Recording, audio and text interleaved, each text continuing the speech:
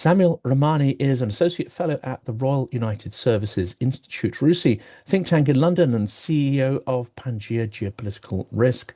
Samuel is the author of Russia in Africa, Resurgent Great Power or Bellicose Pretender, and Putin's War on Ukraine, Russia's campaign for global counter-revolution.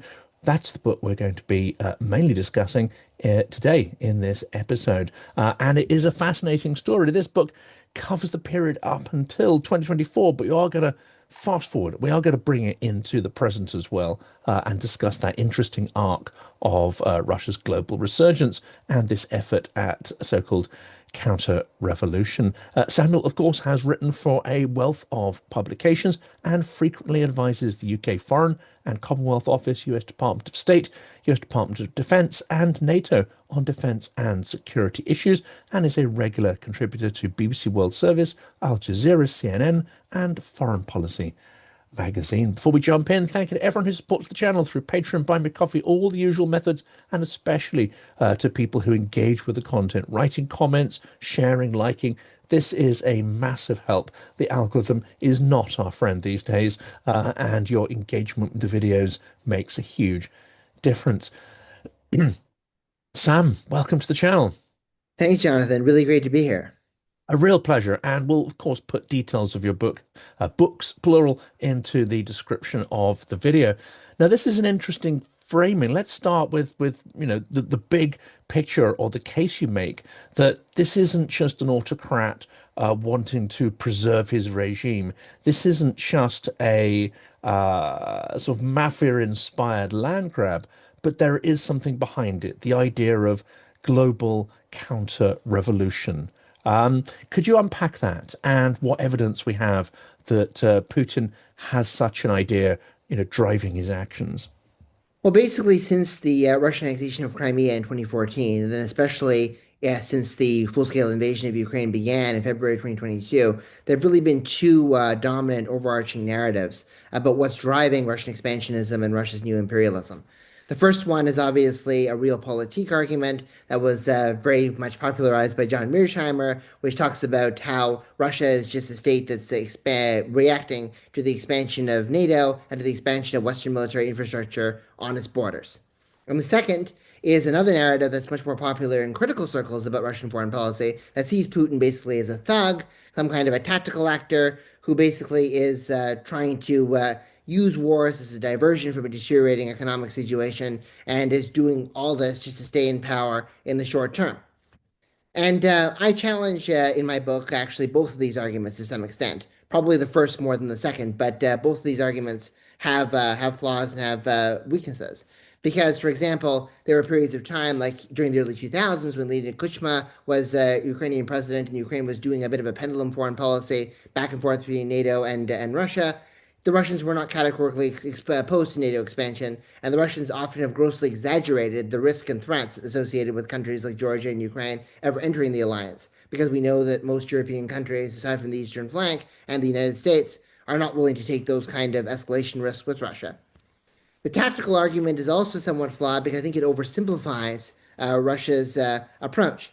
And why do I say this? I think that Putin has got ambitions of carving out a place in history for himself. He's very, very obsessed with history and historical revisionism, as you can see, and he wants to have some kind of a long-term legacy in Russia, not just as a person who expanded Russian territory, but as a person who contributed to the Russian identity and to the Russian identity as we see it today. Like, for example, Peter the Great had that kind of role by kind of turning Russia more towards the West and making that kind of transformation. Peter the Great is Putin's ultimate historical icon. We saw, of course, Lenin take things in a very different direction during the Soviet era. He wants to be one of those kind of transformative, remembered figures. And the big problem is that Russia, after the collapse of the Soviet Union, really had a crisis of confidence and also had a lack of knowledge of what it really was and what it really stood for.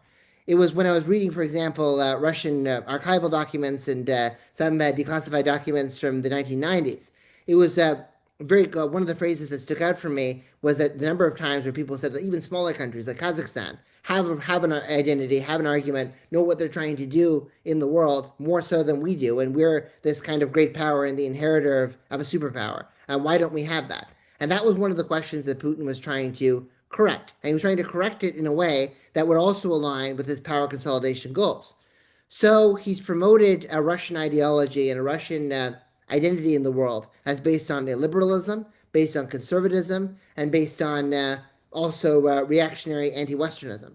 And the promotion of illiberalism is being seen in the Russian invasion of Ukraine because he's trying to overthrow a democratically elected government. He's trying to overthrow a government that took power through popular protests, which is something that he sees as something that's allergic. Also, the it's a strike against Western values and a strike against liberal values by kind of all kinds, from LGBT rights to liberal democracy, and that's why he's kind of attacking the West and using Ukraine as kind of a proxy or a battleground against that. And yeah, so it's about creating a conservative, illiberal superpower of a new kind. And that's kind of what he envisions for Russia. And it does seem to be uniting the Russian people, either to be not overtly opposed to this or large swathes of them to be actually in support of it. So that's been some kind of a success. And the reason why he's been able to achieve this is because counter-revolution and the narratives that Russia promotes have been promoted by the Soviet Union and Russia for a very, very long time. This is an inheritance of the Tsarist era when Alexander, the first and the second tier were kind of promoting these kind of reactionary policies during the 19th century. It's an inheritance also from Soviet era. For example, when the Soviets were entering Hungary or entering Czechoslovakia, they talked about the risk of Western imperialism. They talked about NATO as a threat. They talked about fascism and Nazism kind of being what were being fought. For example, Soviet soldiers who entered Hungary in 1956 were told by their commanders, these 18, 20-year-old people, that they were fighting the remnants of Nazi Germany that was kind of had dispersed itself in Hungary and had formed a kind of deviant communist movement within Renegi. So it's this kind of repetition of the same kind of narratives. The narratives about Nazism in Ukraine, Western imperialism in Ukraine, are age old and have been backed up. Makes this something quite resonant. So I think he's built a new identity for Russia, and one that resonates amongst the Russian people, in part because it ties to things that various different generations have heard before, and it's also a reaction to the turmoil of the 1990s, which the younger people have in living memory. So that's why I think that this is so compelling to the Russian people. It's an interesting question, isn't it? Whether Putin has completely internalized this and lives it, breathes it, or whether he sees these as useful tools. I mean, you can't build authoritarianism off soft liberal values of tolerance. I mean, there just aren't tools there that would allow you to perpetuate a regime like his. But also, it's easy, isn't it? It doesn't require a huge imagination, as you described there. You can look back at the past at tried and tested narratives, tried and tested tools for coercion and consolidation of a huge disparate empire. Is it just that Putin has a lack of imagination and he's looked around and okay, well we've got the tools and we've got the narratives and actually some of them, if they're translated into more of a sort of folkloric way, resonate with a lot of people. I mean, they may not have this idea of counter-revolution, but a lot of Russian people in the 90s had this resentment. We had this empire thing, it made us feel good, and we've lost it. And now we realize that people in the Baltics and people in East Germany, they lived better than us. It was our empire. So how on earth did this happen? So he's managed to build on a sort of sense of lingering grievance, especially amongst the older generation who didn't quite perhaps orientate themselves in the 90s. Many young people did. Many older people failed to. Exactly, yeah. I mean, obviously, the generational divide, I think, is something that's quite notable when you're looking at opinion surveys in support of the war. You do see a notable difference between the people from the ages 18 to 24 versus the 50 and plus, who are much more rabid consumers of the Russian state media propaganda. I mean, the people who watch Vladimir Solovyov's show or watch Dmitry Kiselyov's show are these hardliners, ultra-nationalist media outlets, or engage more strongly with some of the Z commentaries are people of an older generation, and the younger people who are basically much less prone to be shaped by that because but they also are not really expressing opposition. So what we see, I think, is more active support for the war amongst the older generation and more passive acquiescence to it amongst the younger people. That's kind of what the problem is. And yes, obviously, there's a clear sense of grievance. There's a clear sense of marginalization.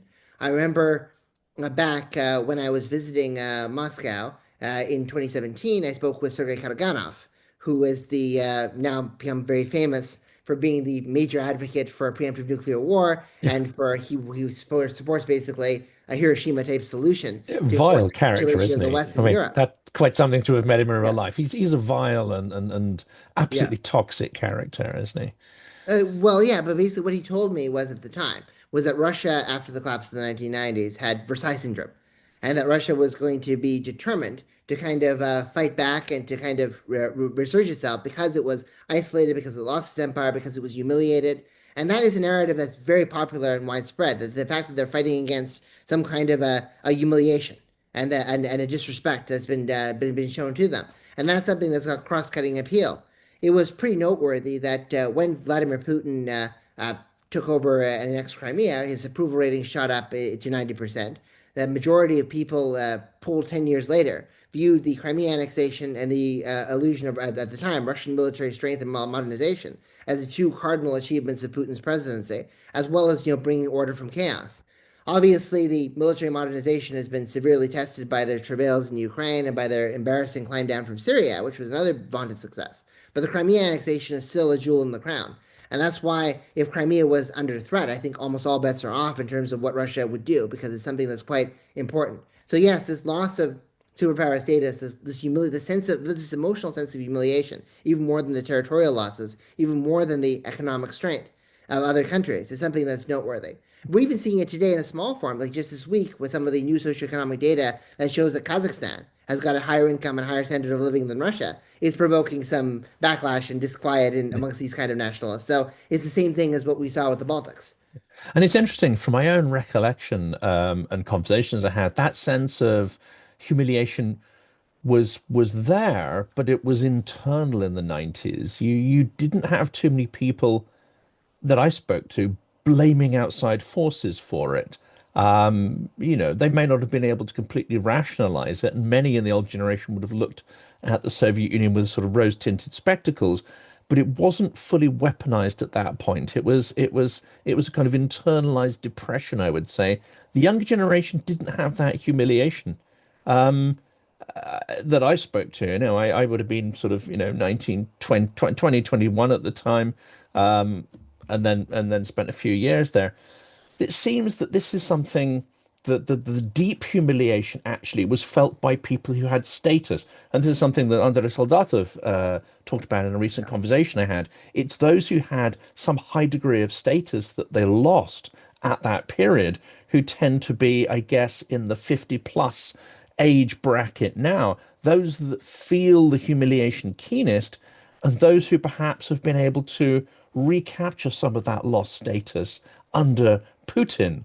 The realization that perhaps only under an authoritarian structure can you climb that greasy pole. You can restate perhaps some of the privilege you had under the Soviet Union, especially as we know certain families were extremely privileged, and sometimes that privilege traveled through the lines of generations. What's your sense there of where this humiliation is keenest and where the regime was able to, let's say, weaponize it? Well, yeah, I agree with you because obviously during the 1990s, the situation economically was so dire that there was hyperinflation, there was rampant organized crime, there was corruption at almost every level that was below the surface, but and embedded into institutions, now becoming runaway. The extreme disparities between the oligarchs and the overwhelming majority of the population, as well as various different foreign investors and consultants who came in and made a lot of money. I mean, obviously, people in Russia were mostly focused on the here and now.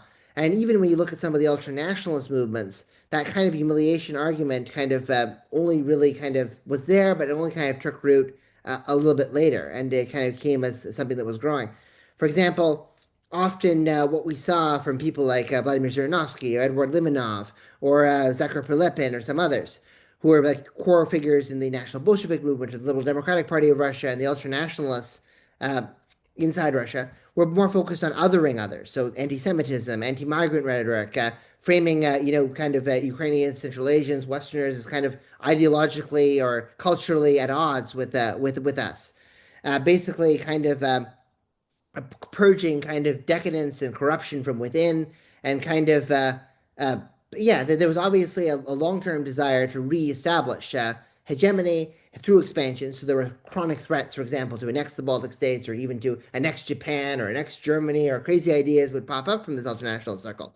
But it was also more about kind of authoritarianism, internal purification, and othering that was kind of dominating their ideologies during the in the 1990s.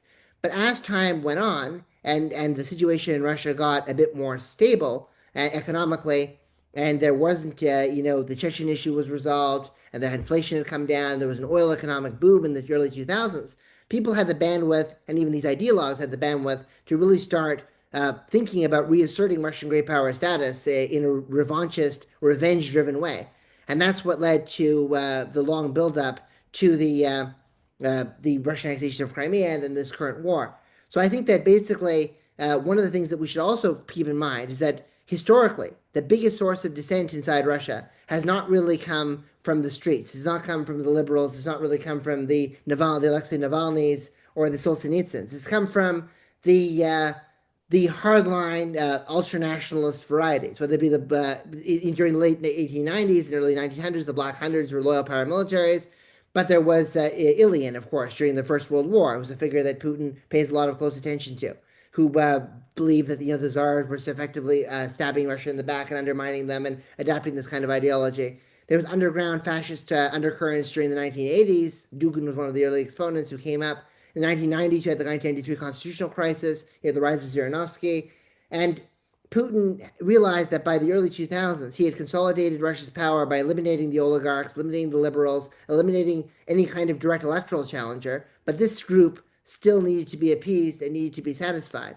So he kind of struck a Faustian bargain with them, embraced more and more of their ideologies, and he kind of became one of them over the course of time.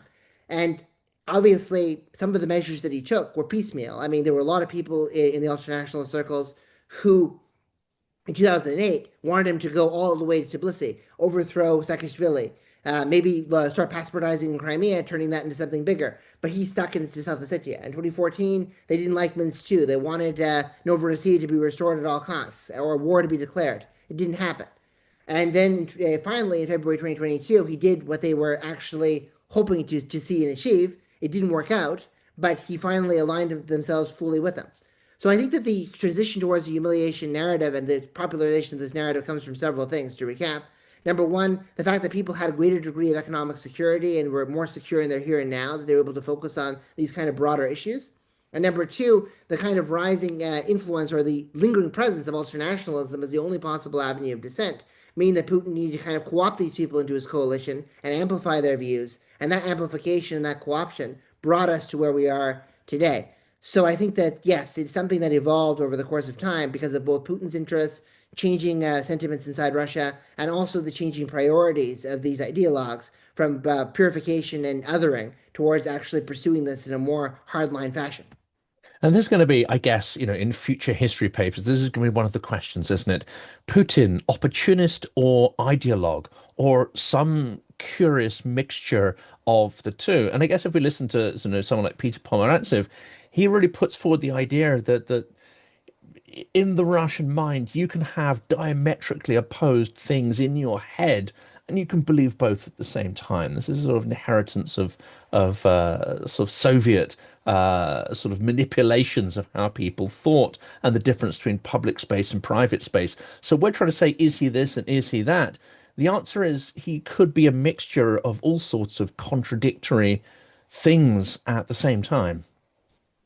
Yeah, well, there could be a lot of contradictions. I mean, we see that always in the Russian propaganda, right? How many things can be kind of put forward. I mean, one of the phrases that when I was doing interviews in Russia for my book on here, that was often used to basically attack the West was the phrase totalitarian liberalism, right? So basically, on the one hand, you're a democracy and you have a democratic society. On the other hand, you have to, kind of support the kind of you have to support Ukraine. You have to support all these liberal causes, like gay rights and women's rights and all these type of things to the nth degree. And there's uniformity of thought, or you get canceled. There's also the kind of contradictions that you see about the definitions of Nazism, where it's been warped so much that Nazism basically implies anybody who's nationalist, who's trying to break away from Russia's orbit, or anybody who disrespects Russia is kind of seen to be It's just Nazi. anybody at this point Yeah. who they can't control, Well, they can't surely. control Yeah. anybody they can't control, or anybody who seemed to be disrespecting Russia in some way, from their point of view, is considered to be a Nazi, and that could even mean uh, Jewish people. Like it's even been applied even to the state of Israel at one point, and now we're Israelis Yes. Yeah. in the It context of all includes this. I us. mean, I this mean, we happens. Yeah, clearly it's just very, Nazis. very, yeah. It's very. So the point is, these contradictions and these kind of ideas are so endemic to the propaganda that they exist in almost everyone's head at the elite level, and they certainly could also exist inside Putin's head as well. But I think that there's some evidence that Putin. Well, I mean, it's hard to know because of his KGB background, obviously, and because of his being in Berlin when the wall was falling and seeing the collapse. Uh, was resentful of the way in which uh, things unraveled and wanted to do things differently and wanted to consolidate power and kind of wanted to take it forward. But also, I think there is kind of a genuine narrative to argue that he's kind of been malleable and he's been changing over the course of time. I think in the early 2000s, it was to his benefit to have an openness towards the West or to have some kind of, to make sure that Russia did not find itself facing sanctions or facing any kind of conflict because it was trying to reestablish a degree of economic stability and use that as a basis for power.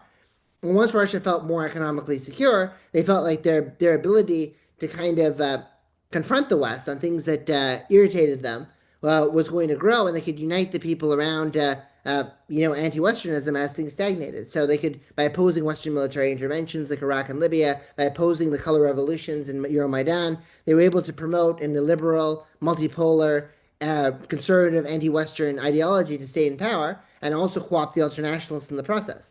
So I think that there are two cases to be made: the ideological case and the pragmatic case. I don't think that the two of them are mutually exclusive. But I would see if I had to make an assessment or pick one, I would probably say that Putin is 60% pragmatist and 40% ideologue or something like Mhm. that. Like a mixture of the two, but leaning more towards the pragmatist argument. And he's certainly by no means an intellectual. I mean, he certainly, before what seems to be a bit of cognitive decline set in, he certainly was fluent in many of the press conferences. But I've never seen any, let's say, a sort of real original creative thought for him. However, the regime is quite a sophisticated one.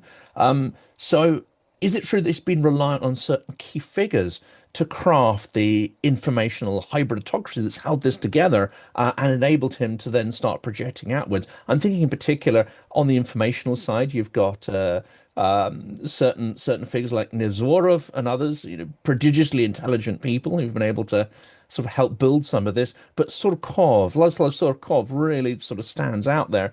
How important do you think is it that at some point, he managed to take these absolutely contradictory things, communism, fascism, ultra-nationalism, the revolution, modern Russia. He managed to merge it all together and say, actually, there is no truth. These are all the same sides of the same completely contradictory coin. And if we can move into this sort of dare I say it, sort of post-modern kind of imperialism, then we can stop fighting amongst ourselves and we can actually, create something which allows us to then project out.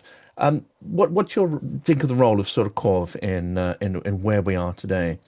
Well, I think it's definitely very important in terms of his role that was there. There are some Russian experts when I've spoken to over the course of time who've actually questioned the extent to which he was the Great Cardinal, as he's often being framed as, because some of his ideas, especially in the late 2000s, early 2010s, were not uniformly backed by the Russian establishment, and also his role as more of an informal advisor kind of chafed against institutional structures, and sometimes he was finding himself facing internecine conflicts.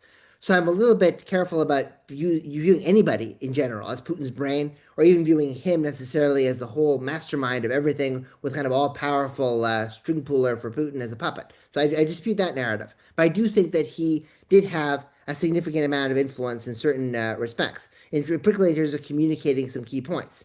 For example, Putin has always wanted to appear and project himself with basically kind of on the one hand a legitimate leader, somebody who has widespread popular support, but on the other hand as a strongman, who's kind of being able to keep order in his country at all costs, fight against liberal popular revolutions, and be a crisis-proof partner for authoritarian regimes. The countries like Iran, countries like Syria, countries like North Korea, countries like Belarus. So, and he wants to kind of play those too. So, how did that circle get squared? It was brilliantly squared by the concept of sovereign democracy, where you're basically able to argue that people have different ideas on what democracy is, and that there's no one understanding of political systems, there's no one understanding of the international order and the international system, and therefore every country and every society has its own right to develop its own system based on its own culture and its own history. And so a strong centralized state with kind of managed elections and managed democracy is just another kind of democratic model that's different from the West. And the West is wrong to superimpose its values on us. And he was able to sell that and he was able to promote that for a period of time. And we're seeing that very similar in the international sphere, where there's no one set of norms or one set of laws or rules-based international order as promoted by the West is not accurate. We have a multipolar order where there's multiple conceptions, and that there's a non-Western set of conceptions that are as compelling or more compelling than what the West can bring. And that's something that's popular to many of Russia's global South partners. So I think that Surkov was very good at kind of reconciling these sorts of contradictions and creating communications that suited Putin and gave him some kind of an ideology to promote. I think sovereign democracy here is one kind of example. He also was quite good at kind of promoting the image that liberalism equals chaos, that the West and the Western powers are instigators of chaos and instability around the world. That's something he also did a very good job at trying to push. Moreover, he was also quite good at kind of, taking and moving the boundaries towards creating a more united, kind of purified power vertical in society, purging out dissident elements, purging out, tying the Russian government to some extent to religious institutions. That's something also that he was interested in doing, and that's something that's been an important and cardinal moral grounding, or moral in the sense that it provides some kind of moral grounding for some people within the Russian state. So yes, I think that Surkov was not like a puppet master, but he was quite instrumental in terms of kind of reconciling a lot of these contradictions and selling the identity to the domestic public and to some people in the global south. That Russia was merely just promoting an alternative form of governance. It was promoting something that was legitimate, but not necessarily, and the West was wrong to kind of chastise and push back. And here's the other interesting bit about the multipolar, isn't it? Because whereas it is framing itself as a sort of very anti-colonial narrative, yet at its heart, it has this concept that builds on this sovereign democracy that actually, it's very Orwellian, isn't it? The idea that actually there are only a handful of genuine sovereign states in the world, the idea that there's a first tier and a second tier of states, and actually this so-called multipolar world, well, if you really dig into it, Russia would not consider most of the countries in the multipolar world as having full sovereignty, or their sovereignty would be a weaker, less defensible version. There isn't a concept of universal sovereignty. It's again, there's some curious and fairly pernicious contradictions, aren't there, within that? Yeah, absolutely. I think that there's always, obviously, sovereignty is something that's very questionable and very challenging. Basically, if any country is seen to be aligning with the West in the isolation campaign against Russia, uh, but the Kremlin does not really view that to be a sovereign decision or to be a sovereign choice or to be a choice of their country. They can't really understand this being maybe driven by moral outrage or being driven by a desire to condemn potential aggression. And Well, just being it's a sign that small. you're not sovereign. Exactly, I yeah. mean, just not able to defend yourself. How can you be sovereign if if we can conquer you? I mean, I don't think they see the Baltics as sovereign, for instance, and many of the propagandists have said that numerous times. Well, but they don't even, many of the propagandists and even Dmitry Medvedev with the little samurai jive doesn't even see a country like Japan as fully sovereign. That's kind of the paradox, right? Like they think that Japan was coerced or strong armed by the West into joining these kind of sanctions, and they wouldn't want to resist Russia, even though obviously there's a legitimate national security argument that they're concerned about, what precedent this might set for what China might do in terms of revanchism in the South China Sea or in the Northeast Asian sphere or somewhere else. So, and if they can't respect even great powers or countries with economies that are much larger than theirs as fully sovereign, they're not going to be able to go back and accept the sovereignty of states that before 1991 were part of their dominion, like the Baltic states. So that is significantly a problem. It's something that they don't necessarily recognize and acknowledge. But one of the striking things and one of the extraordinary successes of Russian propaganda, and also I think Yevgeny Prigozhin's propaganda in the global south, was that Russia was able to frame itself both as an anti-neocolonial, anti-imperial power. I discussed this a lot in my other book, Russia and Africa, and while conducting the largest scale imperial aggression abroad that we've seen since the end of the Second World War. So they're kind of an imperial new imperial power, and they kind of see these things as two separate things. And how do they square that circle? They basically argue that their imperialism in the post-Soviet space is just fighting Western influence and fighting the West, and these countries are proxy theaters, but they're kind of liberating countries by expelling or taking advantage of the expulsion of the West from various countries in Africa. So they use anti-Westernism as a cloak to kind of present this kind of contradictory argument. And very few global South leaders or officials have really been willing to call it out. One of the only times where it was called out, for example, was the Kenyan ambassador to the UN, right around the time when the invasion happened, Martin Kamani, saying that this is in settler colonialism what Russia's doing. It's very similar to what the West did to us in the 19th century. We shouldn't condone this or accept this. And Kamani's op-ed had an immediate vitriolic rejection from one of the most prominent commentators in Kenya. It was published in Al Jazeera, and caused a lot of controversy in Africa. And there were a lot of people who didn't believe it because they really saw Russia Russian aggression as not the same. So even though these things are so contradictory, and even though Russia has this warped understanding of sovereignty, they're so masterful in their ability to sell it to large chunks of what they call the world majority that they've been able to avoid isolating themselves. And that's something that we in the West should be doing more of. We shouldn't be gutting and cutting our soft power like the Trump administration is doing. We should be countering these things head on. Well, this is it. And just breaking this morning, Trump's come out and said that the incursion into Poland, which many experts are saying is hardly accidental given the scale of the drone incursion into Poland. Trump's come out and said, "Oh, I'm sure it was a mistake, and I'm not happy with it, and this situation, blah blah blah." He's clearly not going to lift a finger to do anything about it. That's just an a sort of aside there. Your book takes us up to 2024, and there's a really interesting, I mean, you sort of characterize each year of the conflict. The first year, Russia has some nasty surprises. It's on the back foot. It's losing huge swathes of territory that it had taken in the initial stages of the war. 2023, you have again, further retreat, but it starts to move into more of a sort of I don't like the word stalemate. You know what I mean? There's a sort of stasis that starts to emerge. 2024, there's consolidation, but Russia is isolated. And yet, through Suvorkin line and other things, they managed to consolidate their position, reorientate the economy more towards a war economy. And that's where it ends. 2025 is an interesting kind of arc or pivot, isn't it? Because whereas they're hardly making any real progress on the battlefield, however, they have made some progress in the evolution of drone warfare and some methodologies there, but they seem to be resurgent on the world stage. And thanks to Trump, partly, Putin has managed to normalize and partly rehabilitate his regime amongst certain parts of the world. So how would you, if you're going to extend your book into 2025, how would you extend the sort of, that theory of global counter-revolution and square that with what seems to be a resurgent Russia, at least in terms of mood, maybe not materially?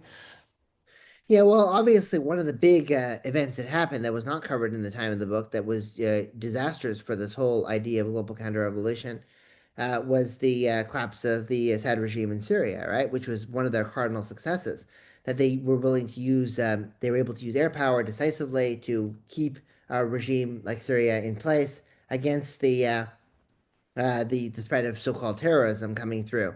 So that kind of counterterrorism narrative that was misleading, basically blaming all Syrian opposition and linking them to ISIS and Al Qaeda. That was one of their cardinal successes, and that kind of got blown up into smoke. It was a significant blow to their standing in the Middle East. I remember that there were quite a number of Middle Eastern commentators, as well as a Wilson Center Arab Youth Survey, for example, that showed that large swathes of people, even in countries that vehemently disagreed with Assad's policies or Russia's intervention in Syria, like Saudi Arabia, viewed the Russian intervention in Syria as the most decisive intervention by a foreign power since the U.S. in the Gulf War in 1991. But the remarkable thing was that Russia has been able to have these kind of big setbacks, right? And still be able to be resilient and still be able to maintain its influence and still be able to maintain its strength. None of the bases in Africa or none of their military operations in Africa collapsed after the Syrian intervention happened, and many people thought they wouldn't have the logistics or Russia's partner standing as a partner would go. The Middle East has not broken with Russia at all, even though there's been increasingly intense sanctions pressure. The United Arab Emirates, for example, is announcing a doubling of trade with Russia as a target over the next 5 years. We're seeing similar increases in Saudi Arabia and Turkey and in Egypt. I mean, Qatar and Oman have had strong relations with Russia. So Russia is not isolated to that extent, even when they have these kind of setbacks. And Russia's been remarkably good at kind of lifting itself up and picking itself up. And I think that's partially to do with the fact that a lot of the grievances that Russia promotes against against the West kind of telling other countries what to do, this feeling that the West is this kind of domineering, kind of meddlesome, destructive force, and that Russia's kind of pushing back against it and trying to amplify and elevate the global South, however misleading that might be, is very popular and very compelling. And that's why Russia is able to kind of maintain its global status. And I think that Russia worked assiduously from 2014 to 2022 to make sure that it had strong natural resource partnerships, strong financial links, strong personal relationships with most of the key players in the global South, so that it knew that when it did start a war on a larger scale, it would not be totally isolated. It would be only isolated by the West and not by the rest. And that strategy worked out extremely well. And it raises an interesting question of where things go from here. Historians and analysts don't use the phrase inevitable about anything ever and seem to be allergic to it. Um, but is there a high probability of increased confrontation? And in fact, do you see Russia continuing to escalate its attempts to influence and even destabilize Western democracies so that the kind of regimes he can either form alliances with or coerce or control come into power across Europe? I'm thinking of it's a conservative counter-revolution. One may say potentially regimes that have at their heart a kind of a sort of democratic slide in mind, comparable to say Georgia Dream and Orban in Hungary. Is he likely to double down on this in this more triumphal phase? And how will the inverted commas, collapsing Russian economy limit his capacity to do this?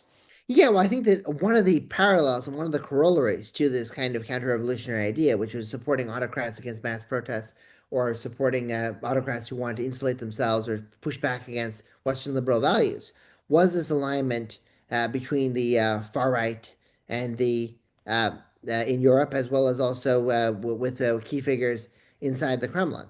And this really began during the early 2000s when they started basically kind of supporting European far right figures as kind of defenders of traditional values. And also, some of those same European far right figures started viewing Russia as some kind of a conservative opponent of Western decadence and Western corruption of values.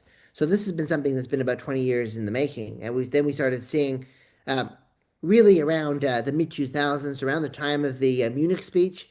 So we started seeing Russia actually allegedly start funding these sorts of parties. One of the early countries where they started funding this was in Bulgaria, which is very close to home, and there's a large pro-Russian population. We've seen that even in the protests against the euro, for example, coming up quite recently. And then it started spreading really in a much bigger way with the clashes over the 2012 elections, the clashes over the LGBT anti-law, as well as the annexation of Crimea in 2014. And that's when the Russians started trying to put feelers out and build establishments and ties, not just with the extreme right, like Hungary's Jobbik, but more the kind of right-wing populist movements, like Marine Le Pen or Viktor Orban in Hungary, or the kind of, yeah, the Freedom Party in Austria, some others. So they were trying to make and broaden this type of stuff. So they move from extreme right to right-wing populism. And yes, I think the goal obviously would be a massive coup to have more of these sorts of liberal governments taking shape inside Europe. I think they already have a few of these kind of allies and partners that they're noteworthy. I think the Georgian Dream is extremely consequential now for Russia, that they need to keep them in power because they've also lost influence severely elsewhere in the South Caucasus. They have very poor relations now with Armenia and Azerbaijan, so they need Georgia as kind of a regional anchor. Also, they see Alexander Vucic in Serbia as an important partner in all of this, and that's why we're seeing Milorad Dodik's profile in Republika Srpska rise meteorically. There was just a meeting this week between Lavrov and Dodik discussing further cooperation, and Dodik is more dependent than ever on Russia because one of the things that they hoped that Trump was going to come in and help them, but it didn't happen. And then also Viktor Orban in Hungary, and they would like to see more places where this happens. I think that the Moldovan elections coming up are a really key area. They certainly were looking for some kind of an inroad in Romania, where they would have seen uh, Georgescu, or even though he's ideologically way different, but then he became more like this. The EUR's George Simeon as a potential partner.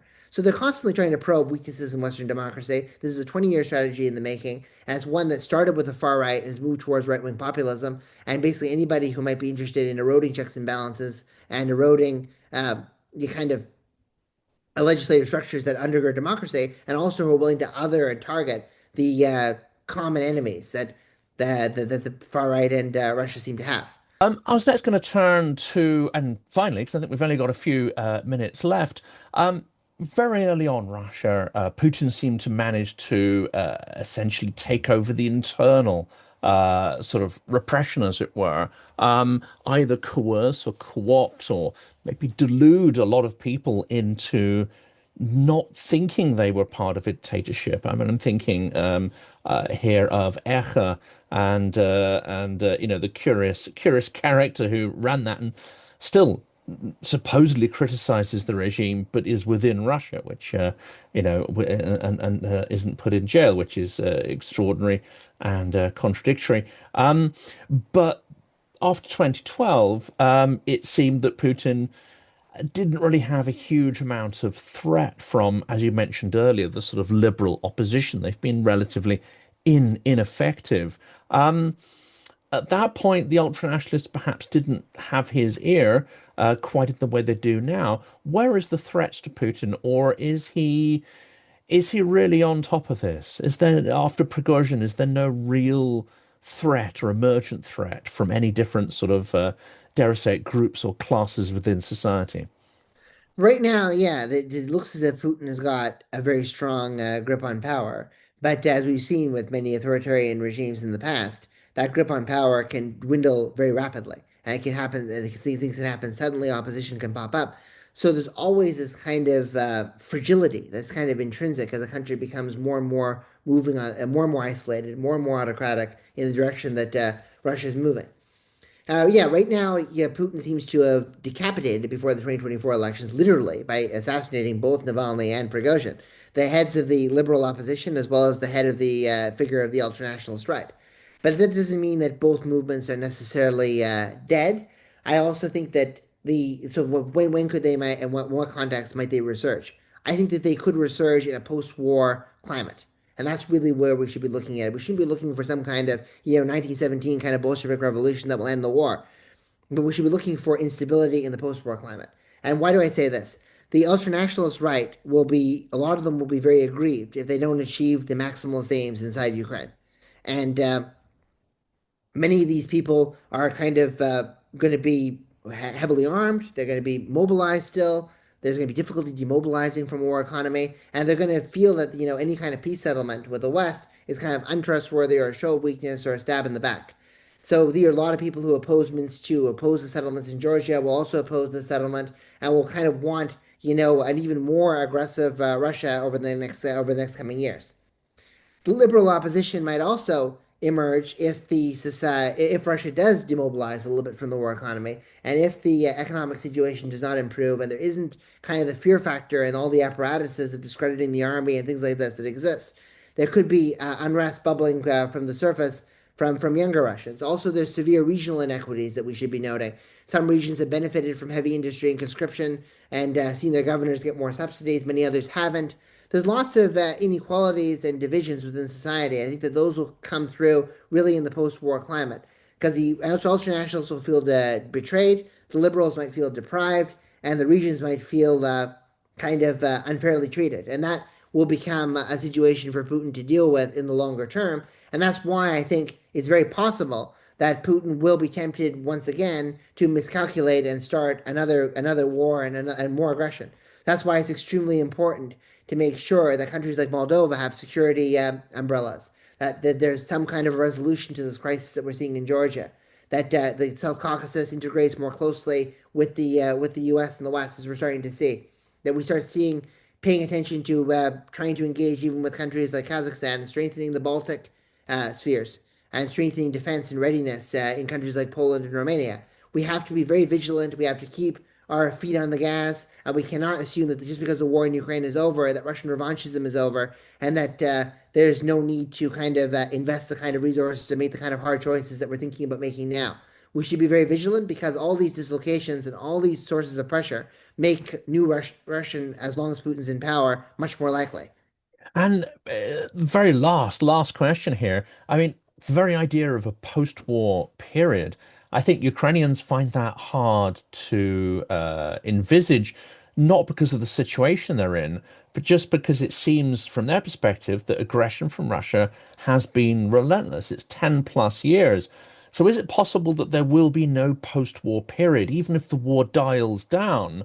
Putin may realize that he cannot simply pull the plug on the war. It may dial down on one front and it may dial up on another. What we could be looking at here is a regime dependent on essentially a form of eternal warfare for its survival. Well, pretty much. I think that if you look at the peace settlement that Russia really wants, or Russia would accept, it would involve a unilateral withdrawal of Ukraine from Donetsk, 6,000 square kilometers of territory that Ukraine holds, by the way, and dismantling of all those fortifications that are present along with it. In exchange, they might be willing to kind of make a pragmatic, seemingly what looks like a pragmatic compromise on Kherson and Zaporizhia, and look like they're satisfied. They also want, some limitations on the scale and scope of the Ukrainian military. But even more important than that, they don't want these kind of NATO peacekeepers on the ground. Or certainly, if they do end up having to tolerate them, they certainly want them to be of small contingents that cannot really be a meaningful deterrent. So if Russia gets the peace settlement, or even part of the peace settlement that they want, they will be able to constantly shift the boundaries, foment instability, blame Ukraine for causing unrest. It'll be very similar on a much larger geographic scope to what we were seeing in Donetsk and in parts of Donbass during the post-Minsk era. So that kind of semi-frozen conflict that's not really fully frozen. So that's kind of where what the Russians want, and that's what the Russians will be pushing for. And that does point to the argument that there will be a need for perpetual war and potential instability. I don't think that with the ending of the war that there will be any kind of real rapprochement or thaw in the near term between Russia and Europe. There may be a slightly different direction between Russia and the United States, but I think that we also are overplaying the extent to which Western companies are really willing to go back into Russia again with such an unpredictable environment. The use of illegal privatization cases from the 1990s suddenly being reopened, state confiscation of assets. It's a lot of problems. So I don't think that there'll actually be a real thaw or a real rapprochement. If that is not the case, we'll be seeing Russia continuing to interfere in Western elections. We'll be seeing the continuation of those hybrid tactics that they perfected in the Baltic states, and acts of sabotage and acts of violence inside European countries. We'll be seeing Russia continuing to cause instability in the South Caucasus by supporting liberalism in Georgia and by trying to maybe destabilize either Armenia or Azerbaijan if they continue to take the stance against Russia, and also meddling and using their soft power and military presences in Central Asia. So Russia will continue to engage in destabilizing activities. And moreover, Russia will still have a large number of militarily trained men who will potentially be unemployed, who could be diverted to strengthen and fortify Africa Corps' operations. So Russia will remain a highly militarized society. It will not fully demobilize, and it won't fully end the kind of behavior that got us to this point. And Putin's peace settlement, as he's defining it, is a real prognosticator, a real golden ball that this is going to happen. the Russian threat is not over with the end or the cessation of large-scale hostilities in Ukraine. And the ultra-nationalists are not going to give up their desire for Novorossiya and to push through to Odessa, Moldova, and dominate that southern coast. So even if that's not realistic, that push from ultra-nationalist forces is always going to be there on Putin and on his successors, theoretically. Well, absolutely. Yeah. I mean, I agree with you. I think that the Novorossiya goal was not achieved in this war, and it was one thing that they wanted to achieve since 2014.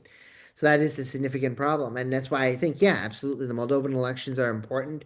And also the way in which they've been, Elon Shore and his activities, the way they've been backing Igor Dodon, every statement he makes against the West makes it to the front page of RIA Novosti. I mean, they do view that landlocking of Ukraine, that dominance over the Black Sea, as something that's really integral. And also, they view and they really chafe against the dominance of the Baltic Sea now by NATO, the fact that it's effectively become a NATO lake. And I think the Estonians, when they said that, it provoked severe fury. And I remember there were lots of Russian ultranationalists who were reminding and threatening Sweden with Great Northern War memes from 300 years ago that, remember what happened to you last time, this could happen again.